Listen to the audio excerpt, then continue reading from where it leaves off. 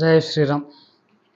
శ్రీ గురు సత్సంగంలో మనం ప్రధానంగా శ్రీరామనామాన్ని జప సాధనగా మనం జపం చేస్తూ ఉంటాం. రామనామంతో అనేక ప్రయోజనాలు ఉన్నాయి. జపం చేసి మోక్షాన్ని పొందడం కాకుండా రామనామంతో మన శరీరంలో ఉన్నటువంటి అనారోగ్యాన్ని కూడా మనం దూరం చేసుకోవచ్చు. ఈ హీలింగ్ కోసం మనము రామనామాన్ని ఏ విధంగా ఉపయోగించుకోవచ్చో మనం ఈ వీడియోలో చూద్దాం. చాలా శ్రద్ధగా వినండి. ఇది చాలా పవర్ఫుల్ టెక్నిక్. ఇది నేను కొత్తగా కనిపెట్టింది కాదు.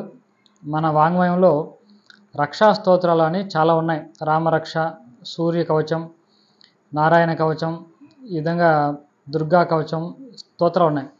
వాటిల్లో ఉన్నటువంటి ప్రక్రియ అదే. కానీ మనం దాన్ని కొంచెం అర్థవంతంగా మన భావానికి సరిపోయే విధంగా మనం చేసుకుంటూ ఈ హీలింగ్ చేసుకుంటున్నాం. ఇందులో కొత్త ఏమీ కాదు, మనం కొత్త కనిపెట్టింది ఏమీ లేదు. ఈ విధంగా చేసుకుంటైతే మీకు శరీరంలో ఎటువంటి అనారోగ్యం ఉన్నా, ఎటువంటి నొప్పులు ఉన్నా, ఎటువంటి బాధలు ఉన్నా కూడా కేవలం 21 డేస్లో మీకు అవన్నీ కూడా నార్మల్ అవుతాయి. మీ మెడికేషను కొనసాగిస్తూ ఈ యొక్క ప్రక్రియను ప్రతిరోజు చేయండి. ప్రత్యేకించి రాత్రి పడుకునే పోయే ముందు ఇది చేసి పడుకోండి. ఇది చాలా ఎఫెక్టివ్గా పనిచేస్తుంది. దీన్ని ఏ విధంగా చేయాలంటే, ముందు మీకు ఇక్కడ స్క్రీన్ మీద మీకు డిస్ప్లే చేస్తున్నాము, అది పాస్ చేసి ఒకసారి ముందు మీరు నోట్ చేసుకోండి. అంటే ఏ రామనామము ఏ శరీర భాగాన్ని మనకు హీల్ చేస్తున్నామని మనము భావన చేస్తున్నామో, ఇది మన భావన మాత్రమే. ఈ విధంగా భావన మీరు ఒక 7 రోజులు 8 రోజులు చేస్తే మీకు ప్రత్యేకించి గుర్తుపెట్టుకోవాల్సిన అవసరం ఉండదు. మీకు సహజంగా మీ మైండ్ ఆ భాగం మీద దృష్టి సారిస్తుంది. అంటే నేను చెప్తాను వినండి. ఇప్పుడు స్క్రీన్ మీద చూపిస్తున్నాను చూడండి. ఆనందరామ శిరస్సు, ఇక్ష్వాకురామ కళ్ళు, రాఘవరామ ముక్కు, అయోధ్యరామ నోరు, వైకుంఠరామ చెవి, దశరథరామ మెడ, కళ్యాణరామ భుజాలు, రాజారామ హృదయస్థానము అంటే గుండె ప్రాంతము, జానకిరామ నాభిస్థానము, కోదండరామ నడుము, తారకరామ మోకాళ్ళు, పట్టాభిరామ పాదాలు. ఇది మీకు గుర్తుకు రావాలి. పట్టాభిరామ అనగానే పాదాలు. ఒక వారం రోజులు మీరు దీన్ని చూసి చేశారనుకోండి, తర్వాత మీ మనసు ఆటోమేటిక్గా దాన్ని పట్టుకుంటుంది.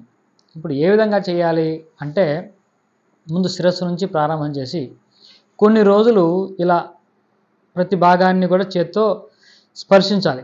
అన్నిటికీ చెప్పేటటువంటి అఫర్మేషను ఒకటే. చూడండి, ఈ శిరస్సుని ఇలా టచ్ చేసి ఈ శిరస్సుని ఆరోగ్యవంతంగా అనుగ్రహించినందుకు ఆ ఆనందరాముడికి కృతజ్ఞతలు తెలియజేసుకుంటున్నాను. ఇక్కడ నా శిరస్సు భాగాన్ని ఆరోగ్యంగా ఉంచు అని మనం అడగట్లా. ఆల్రెడీ ఆరోగ్యంగా ఉందన్న భావనతో చేసుకొని మనం కృతజ్ఞత తెలియజేసుకుంటున్నాం. ఎవరికి? ఆనందరాముడికి. శిరస్సు మొత్తం ఆరోగ్యంగా ఉంది కాబట్టి, నాకు ఎటువంటి తలకాయ నొప్పి ఇటువంటివి రావట్లేదు కాబట్టి, లోపల ఉన్నటువంటి బ్రెయిన్ కూడా ఆరోగ్యంగా ఉంది కాబట్టి ఆ ఆనందరాముడికి కృతజ్ఞతలు. ఇది తర్వాత కళ్ళు రెండు చూసుకొని ఈ కంటి పట్టుకొని, నా కళ్ళు చాలా ఆరోగ్యంగా ఉన్నాయి, అందుకని ఆ ఇక్ష్వాకురాముడికి ప్రత్యేక కృతజ్ఞతలు తెలియజేసుకుంటున్నాను. నా కళ్ళు ఆరోగ్యంగా ఉన్నాయి, కంటి సమస్యలు ఏమీ లేవు.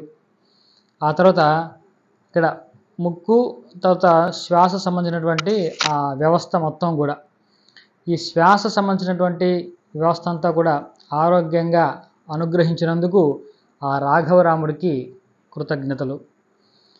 తర్వాత నోరు, అయోధ్యరాముడు. ఇదే విధంగా నోరు, దానికి సంబంధించినటువంటి నాలుక, మాటలు, ఇవన్నిటికి సంబంధించినటువంటి వ్యవస్థ, ఇవన్నీ కూడా ఆరోగ్యంగా ఉన్నందుకు నేను ఆ అయోధ్యరాముడికి కృతజ్ఞతలు తెలియజేస్తున్నాను.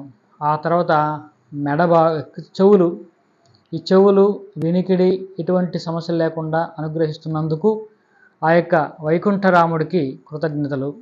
ఆ తర్వాత ఇదే విధంగా మెడభాగం, ఎటువంటి స్పాండిలైటిస్ ఇటువంటివి లేకుండా నన్ను చక్కగా అనుగ్రహిస్తున్నందుకు ఆ దశరథ రాముడికి కృతజ్ఞతలు. దశరథ రామ. ఆ తర్వాత భుజాలు, ఈ 2 భుజాలు, షోల్డరు, ఈ పెయిన్స్ ఏమీ లేకుండా ఉంచినందుకు కళ్యాణ రాముడికి కృతజ్ఞతలు. ఆ తర్వాత హృదయస్థానం అంటే గుండె స్థానం రాజారాము. ఇదే విధంగా మనం చెప్పుకుంటూ ఉండాలి. రాజారాముడు.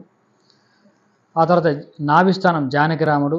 ఆ తర్వాత నడుము, బ్యాక్, లోయర్ బ్యాక్ అంతా కూడా కోదండరాముడు.